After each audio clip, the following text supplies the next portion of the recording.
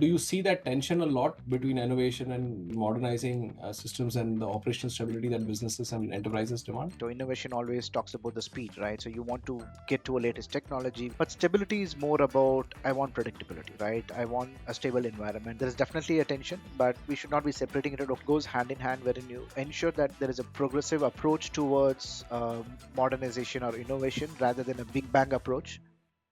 Welcome to Discover Dialogues podcast, powered by TechDogs. The world of business and technology is evolving at breakneck speed. AI breakthroughs, digital transformation, and game-changing innovations are reshaping industries every day. On this show, we dive into the trends, ideas, and strategies driving the future. We're sitting down with industry leaders, innovators, and disruptors to bring you fresh insights, bold perspectives, and real conversations that matter. So plug in, tune in, and let's discover what's next. Today on the show, we're joined by Kannan Subbarayan, Vice President, Mainframe Optimized Global Mainframe at Ensono. From starting as a hands-on engineer to leading enterprise transformation programs across JPMorgan Chase and Ensono, Kannan brings a deeply practical perspective on scaling technology responsibly. His journey across banking, consulting, and managed services has shaped how he approaches modernization at scale. In this episode, he shares why legacy doesn't always mean obsolete, how to think about ROI before chasing buzzwords, and what it takes to lead teams through high stakes modernization. Welcome to another episode of TechDogs Discover Dialogues, Kannan. It's a pleasure to have you on the show today. Thanks for having me, Vikram. So, Kannan, before we kind of dive into today's discussion about enterprise modernization and digital transformation, and how organizations are scaling the technologies, I want to take a step back because you've worked across, multiple organizations. I think you were at J.P. Morgan Chase at some point. And then you're at Ensono as well. I think that kind of gives you a very deep understanding of how to balance innovation and operational stability. So, would love for you to walk us and our audiences through your professional journey so far. I've been in the IT industry for almost 26 years now, so that obviously gives you space to move around different domains, different technology aspects of it, right? So, me being a computer science graduate, I started as a pure engineer, so the technology was always built into me, is what I would say. Um, since I started as a IC, basically was more into Windows and network administration, wherein I was to work for Bosch and if you remember digital and compact on those days, I was there during those DC migrations and stuff.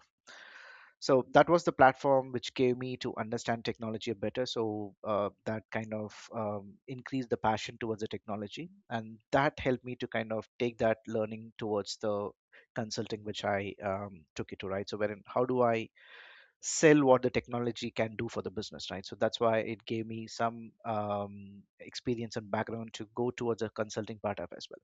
So once I was in the engineering and consulting piece, I also moved into the banking domain, which always teaches you the governance and especially banking being more strict, you get to understand about the cadence, what they have around the audit, all those aspects. But one good thing is like banking works as a product-based company, so you get to do a lot of innovations, automations on those aspects of it when compared to the IT services, right? So again, I was in IBM for a short while too. Then with Citigroup and JP Morgan for a longer time, where I was part of the banking domain.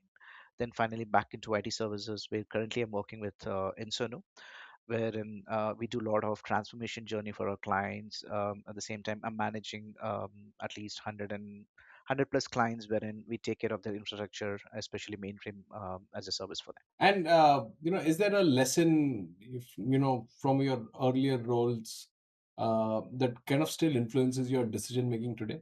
It does. The best thing which happened to me was I was into more of a client-facing role. So I do whatever decisions I make based on my experience. You get to know how it's going to impact the client. So the service delivery piece of it, especially, right? So whatever decisions we make, whatever the learnings we had, you tend to look it from the client perspective, right? So That's the learning, I would say, because if you're not client facing, you will never understand how you want to be in the delivery industry. So thinking from their shoe, ensuring that what are their expectation, it's usually the business outcomes is what we need to work around. It's not that fancy technologies or the latest one which we want to impose on the client. So it's always that you understand the business, what is the outcome they're looking forward to. That is key for us to making any decision. So I would say anyone who wants to be in the industry, they got to understand what is the business outcome the client is looking forward to. So if you're clear on that, you'll be in a position to service the better for the clients. And Karan, now given this context, and given your experience, rather, I'd say, with so many industries, and obviously being client facing, and then on the delivery side of things, uh, I would love to talk about, the real challenges organizations are facing today when it comes to modernizing, legacy systems, especially in complex environments. AI is just adding another layer to that whole complexity. Uh, I think the last couple of years, or maybe the decade or so, modernization was or is, I would probably say, a buzzword. But there is a lot that's misunderstood when it comes to modernizing legacy environments. So would love for you to kind of help us, break that out for a little. It's interesting since you took legacy as a term. I'm not sure how much you know about mainframe. Mainframe has always have been tagged with legacy, old system, all those aspects of it. So me being a mainframer, I tend to have these discussions quite often with most of the clients, including the Gen Zs who like to take up mainframe as a career. This is a big term. I usually talk to them, right? So excellent question, I would say. The biggest misunderstanding, I would say, is like modernization means it's not about replacing the legacy systems. It's more about how do we improve the outcomes from the existing system. So how do you get more out of the existing system if it is already stable, right? So modernization will come into the play wherein you are thinking about what is the investment I need to be doing to get me a better result. There are two aspects to it wherein we need to be looking at whether modernization is really needed or the optimization is needed on the existing systems. So I would say modernization is all about understanding your system. At the same time, whatever the client is needing, how do you make it happen on the system? It's not that you got to be migrating out of it entirely, right? So yes, there may be a decision when the system may not be supporting what they wanted to achieve. At that time, you take a decision. But I would probably look at more of automation and stability built into the even the legacy system, so that the business can get the best out of the system. And do you think a lot of times, organizations are rushing into modernization, without really assessing the current landscape? Because you touched upon the whole point where do we need to optimize, or do you think we need to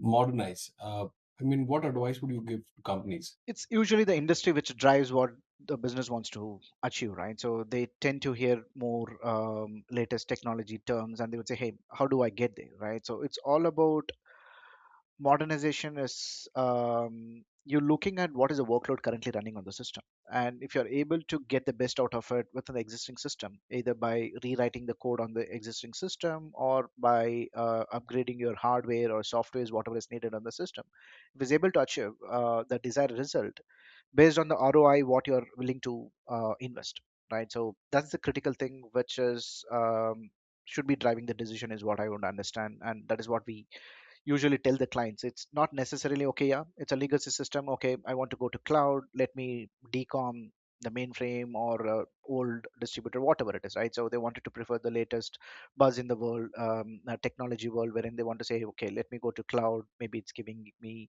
more benefit. But that's not the fact all the time. I've seen more clients wherein they have struggled to migrate out, and they have spent a lot of money, and the cost involved in migration is much more than you optimizing and modernizing within the system as well. So it depends, as I said, right? So the client needs to be evaluating what is the ROI they're going to get out of it, right? So there are larger aspects to it. A few things would be whether the systems can be continued to be supported, because it's associated with the skill also what is needed. Right now, as I said, mainframe, they see it as a legacy, but do we have skill in the market to support the system continuously, right? That becomes a question mark for them to decide upon. That's where Ensono also comes into the play wherein we give them a lot of services around okay whether to manage as is or modernize and optimize within, or if they have want to be looking at a different platform.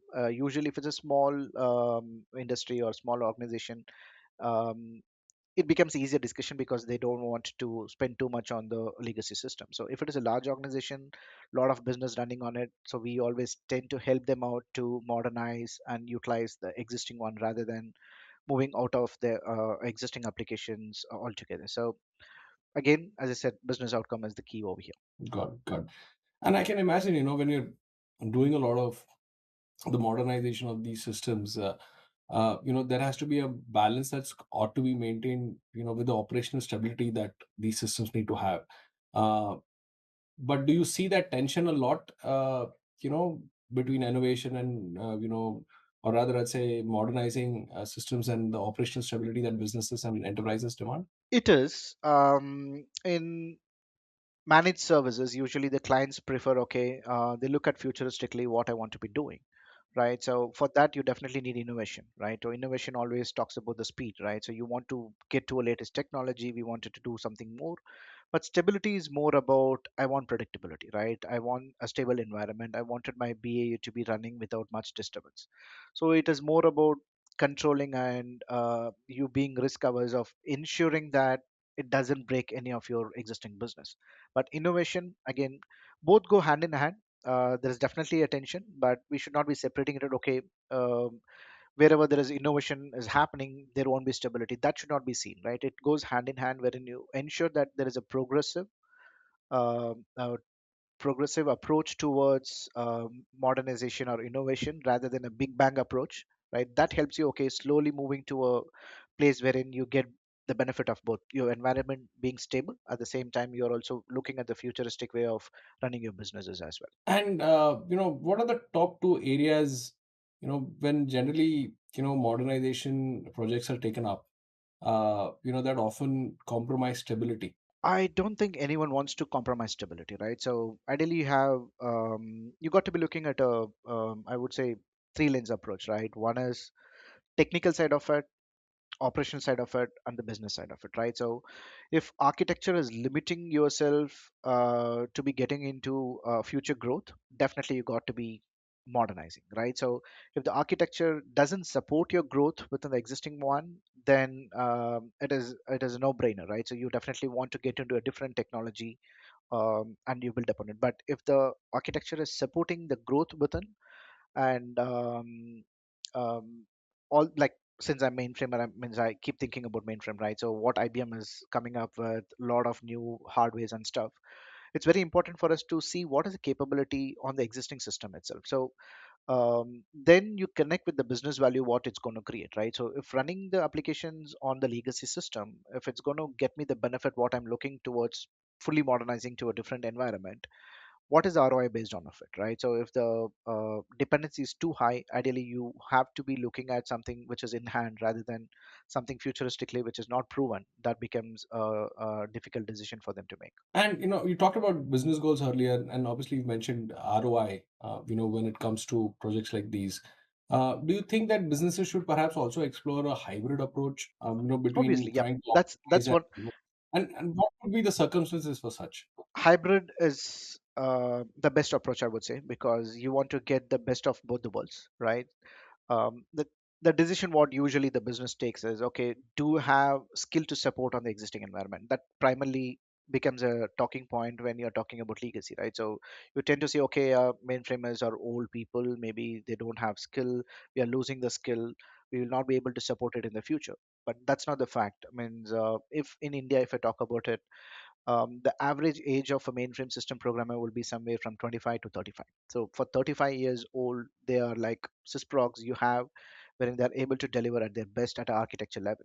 So that's going to be a one decision which the business have to decide. Okay, yeah, if I have the skill, then if the platform has the scalability, basically whether it is like you increasing the CPU or the storage on those aspects, whether my application can scale up over there, that decides okay whether they want to remain the platform. At the same time, if it's a old application whichever is running, maybe you would have heard about PL1 or COBOL codes. Now there are platforms wherein it helps you to kind of just offload the piece of the code into the cloud. Your database will still be sitting in the mainframe.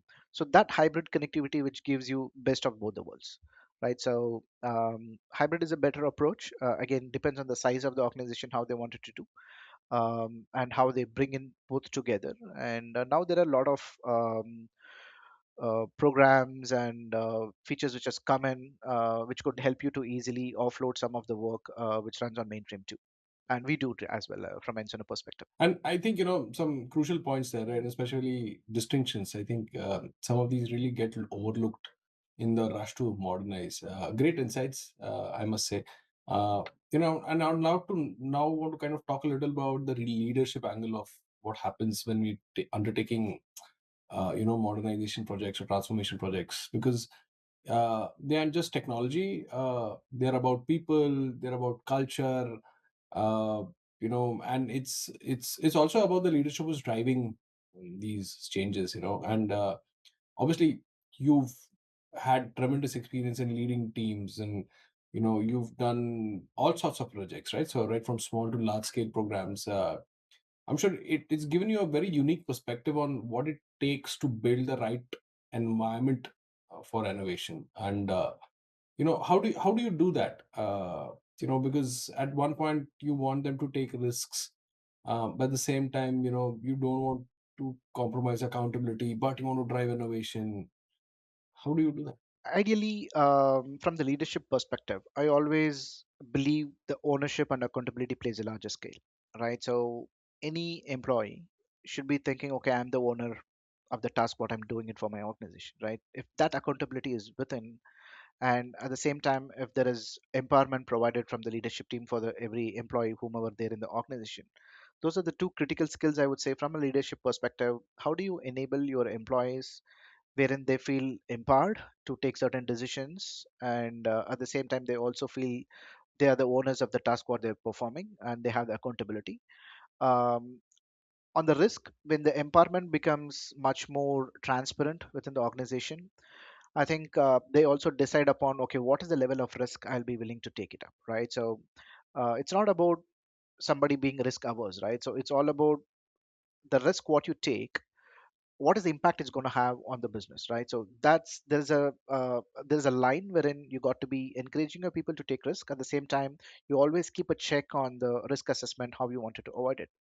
Once you have this, I would say like it's a psychological safety, right? So people should feel safe about what they're trying to do it, right? So if they, okay, I'm taking a risk, if it's going to fail, my organization going to penalize me, right? So if they have that kind of thought, it's really going to be difficult for them to perform freely, right? So I think building the psychological safety with the team, wherein even when they're doing something, they know what is the risk they can take up to, and also they should feel free to escalate on time, right? So it's not like a blame game, right? So wherein people say, okay, I have got into an issue, right? You raise your hand and say, okay, hey, this is something not working correctly for the business. I want help. I wanted to get it fixed. So escalation on time is critical thing, right? So wherein you're taking the risk, but if something is going wrong, you don't want to feel afraid of saying, okay, no, if I gonna talk to this to my manager or leaders, they're going to penalize me or they're going to ask me several questions, right? So that creates a doubt in the employee's mind wherein they're not free to perform anything. So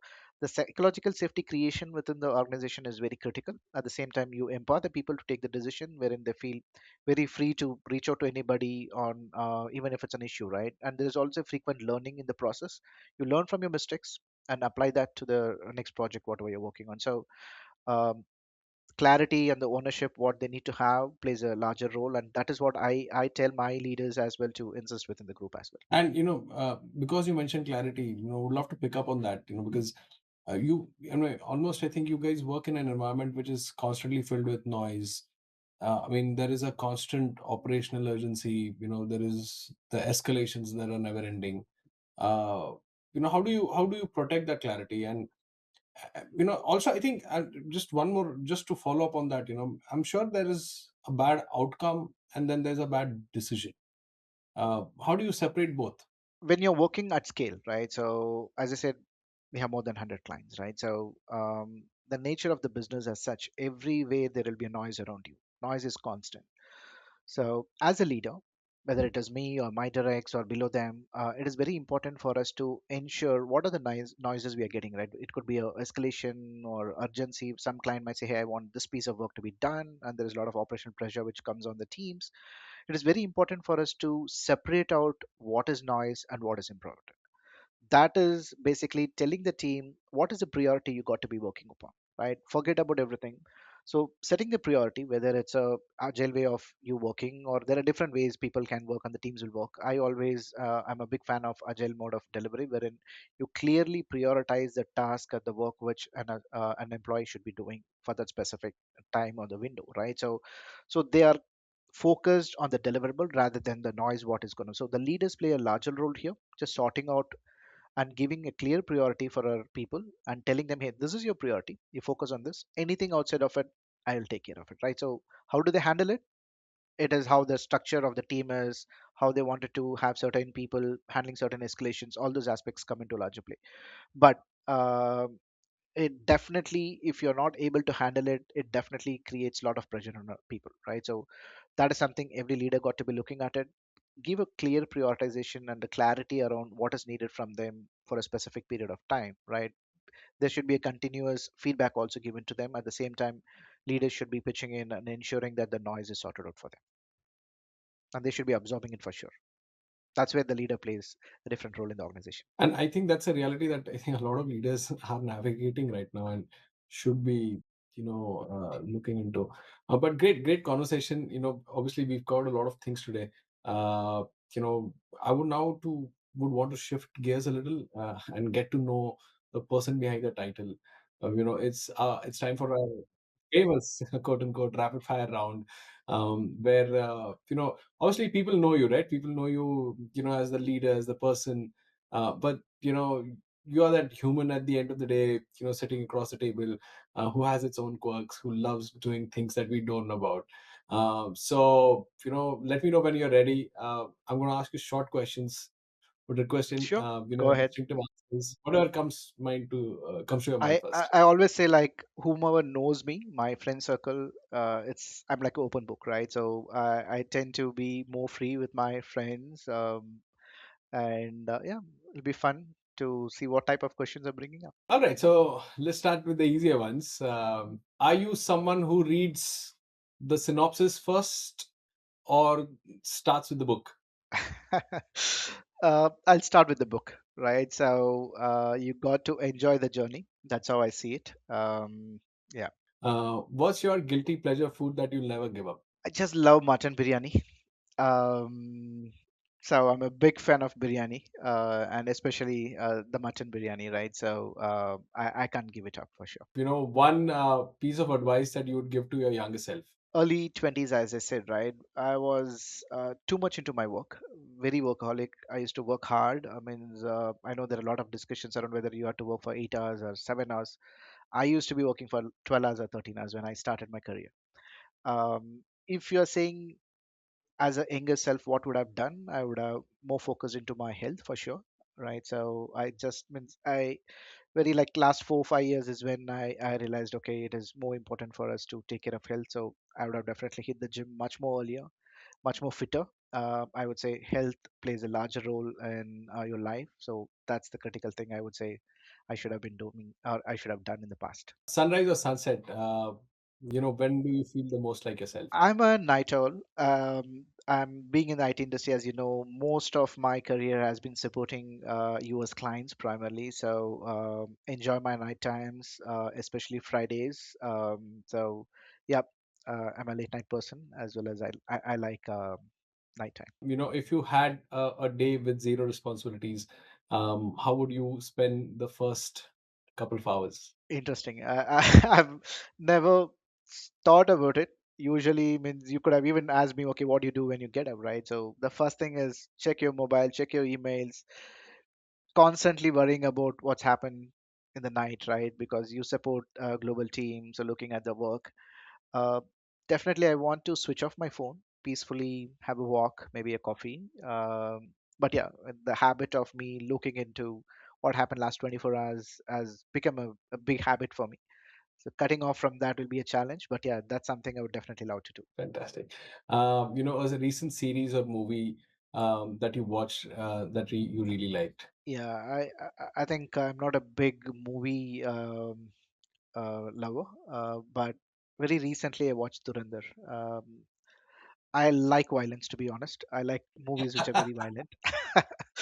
There were a lot of violence at the same time, patriotism associated with it. Durandar was fun to watch, and it was some reality built into it. I just love the movie. I haven't seen it for obvious Oh, reasons. really? Oh, okay. You should I'm watch it. hoping You to should watch watch it. it now that it's released on the OTT. But okay, one last one before we let you go. What's that one simple joy that instantly lifts your mood, no matter what? I just love my loneliness sometimes. If I have to lift my mood, I just want to be alone. I think that helps me to recover. Just take some deep breaths. That's something I love to do it quite often. No, that's a fantastic thought to end on. And Karan, it's been a real pleasure having you on the show today. Thank you so much for joining us and sharing your insights. Any parting thoughts or words? Pleasure is mine, Vikram. It was a fantastic conversation to have with you. I hope whoever is looking to it, they have some learning. At the same time, more happy to connect and share my experience, whether it's on any other social media too. But thank you for having me here. Great, great. Thanks once again. We look forward to having you back on the show. We're trying to do some roundtables. So hopefully, we'll send some invites out your way and we can do it. Fantastic. Thank you, Vikram. Have a great day. Thanks for tuning in. If you enjoyed this episode, subscribe on YouTube, Instagram, or your favorite podcast app. Catch past episodes and more at techdogs.com. See you next time.